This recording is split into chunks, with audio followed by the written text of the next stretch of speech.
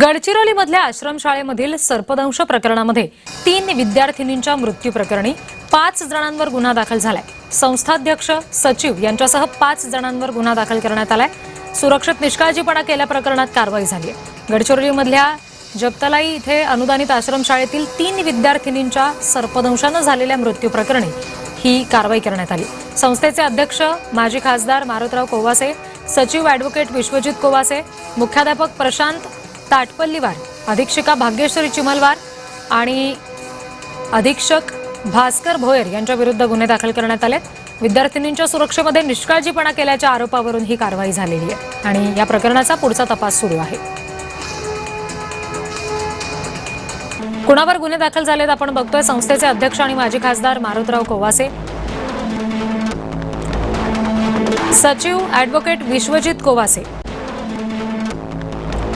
शाळेचे मुख्याध्यापक प्रशांत ताटपल्लीवार, अधीक्षिका भाग्यश्री चिलंबार, अधीक्षक भास्कर भोयर या सगळ्यांवर गुन्हे दाखल झाले।